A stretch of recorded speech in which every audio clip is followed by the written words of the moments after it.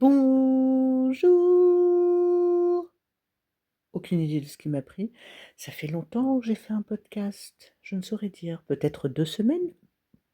Peut-être. Et il m'a été demandé, gentiment bien entendu: «Mais quand est-ce que tu refais des podcasts?» Ben, dès que je peux. Je reconnais avoir, je ne sais pas, manqué de temps, peut-être pas pris le temps. J'ai considéré ou estimé ne pas avoir, l'énergie suffisante pour en faire, donc j'en fais maintenant parce que là, j'ai un petit peu de temps et un petit peu d'énergie à y consacrer. Et cette notion de temps, elle est importante pour moi parce que nous avons finalement des définitions très diverses du temps et des façons de vivre le temps qui sont, bah, différentes d'une personne à une autre. En ce moment, par exemple, ce n'est pas une justification, mais une explication ou un partage d'informations. Je suis, je suis déjà, c'est pas mal. Je suis une formation et la semaine dernière, j'en ai même suivi 2 et je vous avoue que ça me prend pas mal d'énergie, c'est très intense, extrêmement enrichissant, notamment humainement, mais effectivement, en rentrant à 18h30, je me dis pas: «Tiens, vite, vite, vite, vite, vite, je vais faire un podcast». Et si je ne faisais que des podcasts, et bien ce serait plus simple, mais je n'ai pas envie que ma vie tourne autour de cela. Et je sais que je peux compter sur votre compréhension à ce sujet. Et la notion de temps, tout comme celle d'espace, parfois, est vraiment différente d'une personne à une autre. D'ailleurs, vous avez peut-être noté que je n'ai pas dit uniquement: «J'ai pas le temps». J'ai rectifié en disant: «Je n'ai peut-être pas pris le temps», ce qui me semble souvent le plus juste puisque finalement, si l'on est capable de consacrer du temps à faire quelque chose, une activité quelle qu'elle soit, c'est parfois, entre guillemets, «au détriment d'une autre». Et je ne vais pas dire que le podcast n'est pas important pour moi, mais il n'est clairement pas prioritaire par rapport à l'ensemble des choses que je fais en ce moment. Et là aussi, je sais que vous serez tout à fait, apte à comprendre mes propos. Et là, par exemple, j'étais en train de remettre au propre des choses concernant la formation de la semaine dernière, enfin une des formations de la semaine dernière. Puis voulant faire une pause, en me disant: «Tiens, je commence à avoir faim». Oui, j'enregistre ça, il est 19h01 et je me suis dit: «Tiens, justement, je commence à avoir faim». Je regarde l'heure et je me dis: «Oh, d'ordinaire, le podcast est déjà mis en place. Est-ce que pendant ma pause, je n'en profiterai pas pour, parler un petit peu et en faire un podcast?» Ben voilà, c'est chose faite. Hé hé hé, aussitôt dit, aussitôt fait. Pardon, la fatigue certainement. Cette excuse décidément. Et c'était très intéressant parce que la notion de temps, on la vit tous et toutes en permanence. Il y a une époque, j'allais dire pas si lointaine, peut-être encore 5 ou 6 ans, peut-être, à peu près, justement je me perds dans le temps.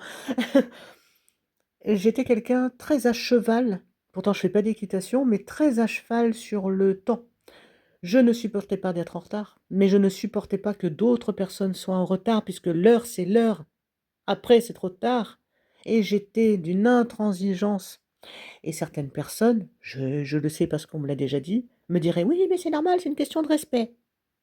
Alors oui, mais parce que je suis là pour être pénible. Oui, mais on a pu tous et toutes être en retard une fois ou 2 dans notre vie, parce qu'il y a des événements que l'on ne contrôle pas. J'en veux pour exemple, oh je ne sais pas moi, des embouteillages sur la route, un bus qui est en retard, on s'est mal réveillé, on a oublié de mettre le réveil, on s'est pris les pieds dans un câble et on est tombé, ça nous a fait perdre du temps, j'en sais rien, peut-être trouver toutes les raisons possibles, ça peut nous arriver. Et en réfléchissant ainsi, je me suis dit: «Tiens, puisque moi je ne supporte pas d'être en retard et je fais en sorte de toujours avoir une marge pour être en avance, est-ce que je peux me montrer tout de même plus flexible concernant les retards éventuels des autres personnes?» La réponse ça a été: «Ah bah oui, en fait». Je demande en ce cas, si la chose est répétée, que la personne me prévienne en amont. Ça n'est pas toujours le cas parce qu'elle n'est pas obligée de répondre à mes ordres, entre guillemets, ou à mes souhaits, mais souvent, la plupart du temps, c'est ce qui se produit. La personne m'indique: «Je risque d'être en retard» ou «Je vais être en retard». Ce qui me permet, petit cerveau autiste, d'être plus apaisé et de mieux pouvoir rebondir et de faire autre chose en attendant. Oui, puisque auparavant, et ça doit vous parler, avec cette fameuse notion du temps extrêmement rigide et inflexible, s'il devait se passer un événement, eh bien, il se passait rien d'autre dans ma journée. Et ça me convenait, mais alors pas du tout, mais pas du tout. D'autres exemples de type, et ça je sais que c'est arrivé à d'autres personnes, on attend un colis, hein, jusque-là, rien d'anormal. Ah, le colis, il est entre 8 heures et 18 heures. Bon, je plaisante, souvent c'est plutôt, allez, même une tranche horaire de 2 heures. Eh bien, plusieurs heures avant et plusieurs heures après, il se passe rien. Il se passe rien pourquoi? Parce qu'on attend, en tout cas moi, je sais que je fais partie des gens qui attendaient en ne faisant rien, puisque mon cerveau me disait, ou je me disais, hein, assumons un petit peu, enfin j'assume en tout cas, je me disais: «Si le colis arrive entre-temps, pendant que je suis en train de faire quelque chose, ça va être horrible d'arrêter la chose que je suis en train de faire pour me montrer flexible pour accueillir le colis». Ou la personne en tout cas, parce que le colis vient pas tout seul, normalement. Et je me disais: «C'est comme ça et pas autrement». Puis, au fil des années, je me suis dit: «Mais ça me convient pas du tout», parce que j'avais la sensation de gâcher ma journée, ou une demi-journée même. De me dire: «Là, je reste assise et j'attends, et si le colis a du retard, oh mon Dieu, c'est l'angoisse, et tu fais quoi pendant que tu angoisses? Ben rien, tu attends, et puis plus tu attends, plus tu angoisses». Et beh, je me trouvais dans un cercle vicieux que je trouvais très désagréable, voire douloureux. Et je me suis dit: Non, j'en ai marre en fait, j'ai envie de faire autrement». Ouh là là, alors par contre c'était: «Je fais comment autrement?» Et j'en avais parlé un peu autour de moi et je connaissais des personnes qui avaient des difficultés, similaires aux miennes, et je me disais: «Mais comment on peut faire?» Et puis finalement, j'ai essayé plusieurs choses, certaines qui ne me convenaient pas du tout, d'autres qui me convenaient à moitié, jusqu'à trouver ce qui, moi, me convient comme toujours. Je sais, ça fait longtemps, mais je le rappelle, c'est pas parce que ça me convient que ça conviendra à d'autres personnes. Moi, je ne fais que partager ce que je vis, qui n'est toujours pas une vérité unique et absolue, bien évidemment.